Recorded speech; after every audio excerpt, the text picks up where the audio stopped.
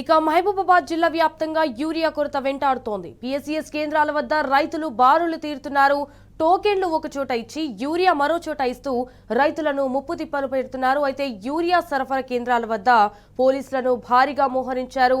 మహబూబాబాద్ మండలానికి 800 బస్తాలు కేటాయించడంతో టోకెన్ల కోసం 20 గ్రామాల రైతులు పరుగులు పెడుతున్నారు. అయితే టోకెన్ల కోసం యూరియా కోసం అటు ఇటు తిరగాల్సి వస్తోందని రైతులు మండిపడుతున్నారు. ఇదే అంశంపై మరింత సమాచారం మా ప్రతినిధి రవికాంత్ అందిస్తారు. జిల్లా వ్యాప్తంగా కూడా యూరియా కొరత రైతాంగాన్ని వేధిస్తుంది.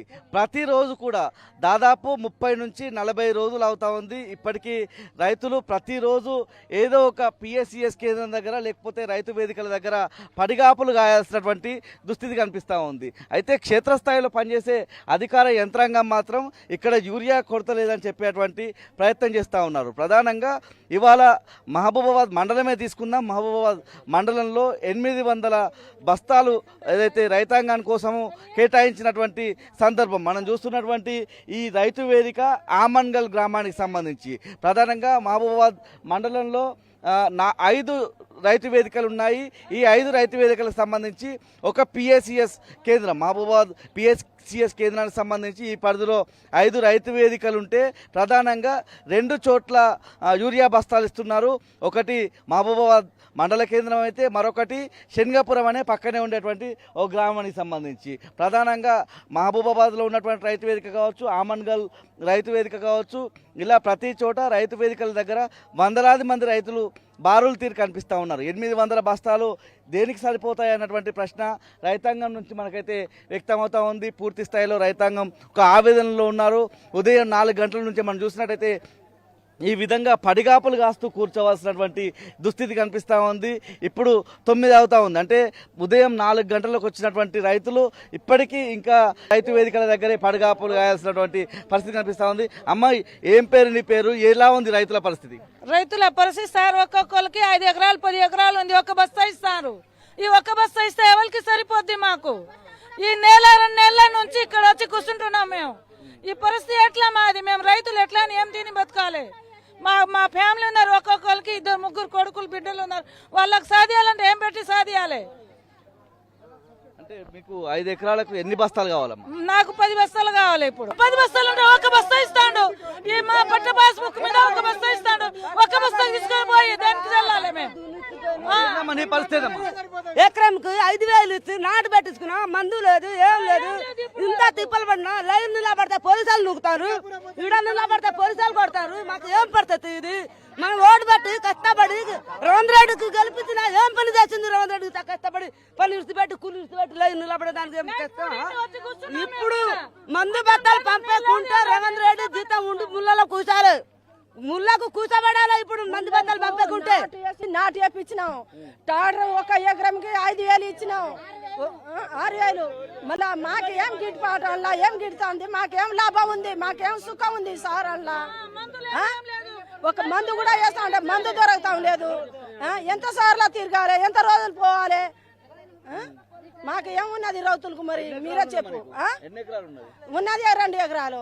2 ఎకరాల కోసం ఒక నెల నుంచి తిరగాలి సార్.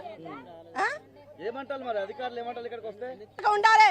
ఈ రైతులు ఎట్లా వస్తారో ఎట్లా ఉంటారో అని వాళ్ళకు తెలుసుకోవాలి. కానీ మాకేం సుఖం ఉన్నది?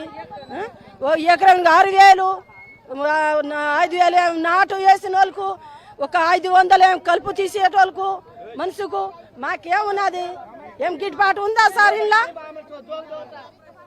ఏం పేరన్నా? నీ పేరేం పేరు? ఎన్ని ఎకరాలు ఉన్నది? ఎన్ని రోజులకి తిరుగుతాను?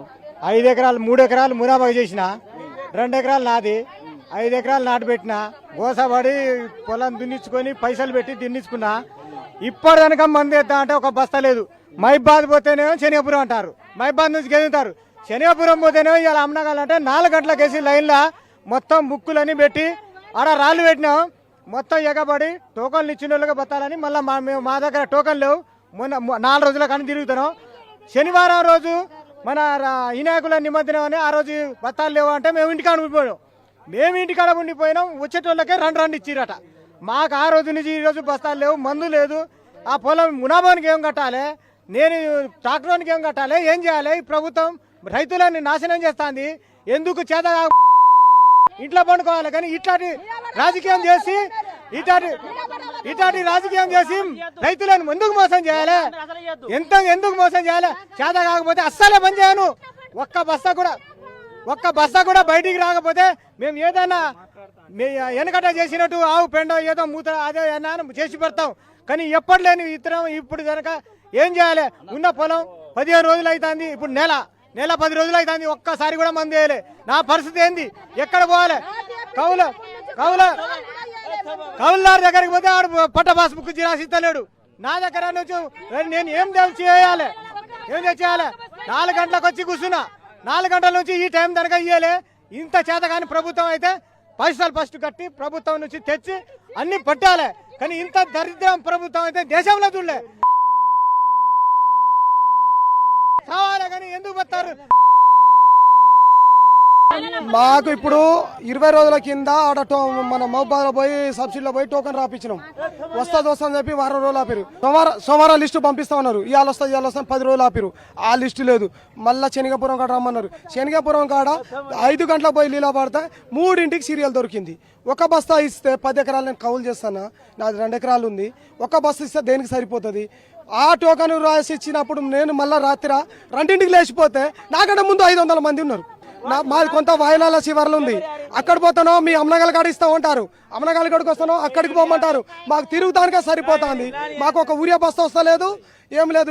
ఇప్పుడు 15 రోజులు నాటేసి ఒక బస్తా ఊరియా కూడా వేయలేదు. రైతులు ఎంత తిరగాలి? ఆమన్గల్ నుంచి ఇప్పుడు శనగపురం 8 కిలోమీటర్లు ఉన్నది. ఈ అటు పోవడం ఇటు పోవడం ఎంతున్నది పరిస్థితి? బాగా ఘోరంగా ఉందండి.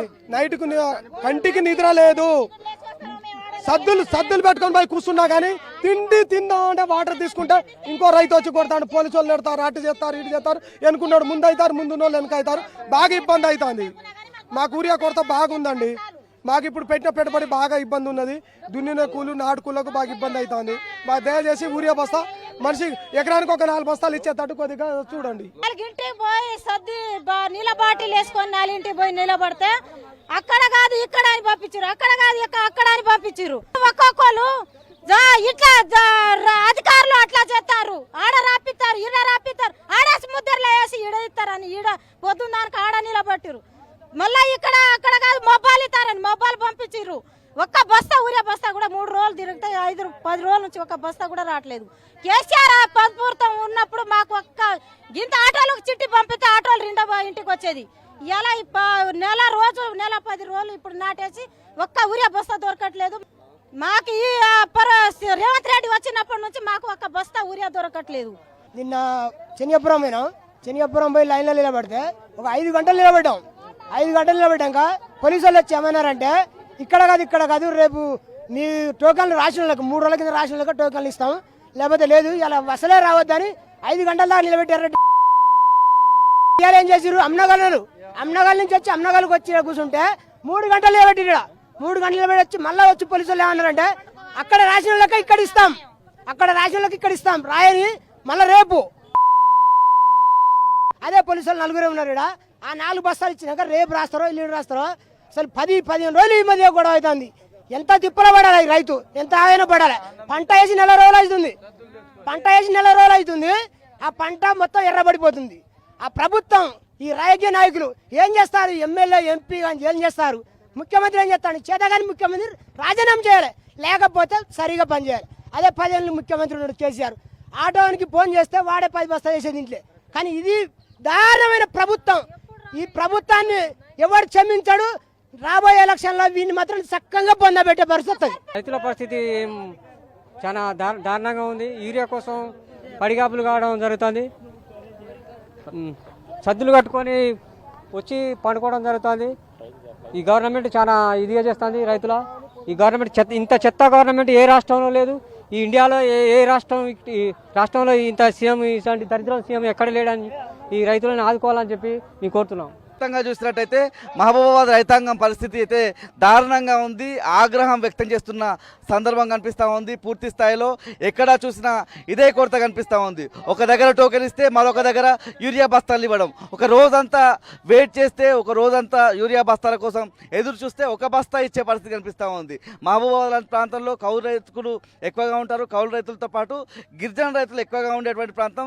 సుమారు ఒక 5 ఎకరాల రైతును ఉదాహరణగా తీసుకుంటే ఆ ఒక్క బస్తా దేనికి సరిపోతుంది, మాకు కనీసం 10 బస్తాలు ఇస్తే 2 విడతలుగా వేసుకోవడానికి ఆస్కారం ఉంటుంది. మరొక 40 రోజుల్లో పంట కోత దశకు వస్తుంది.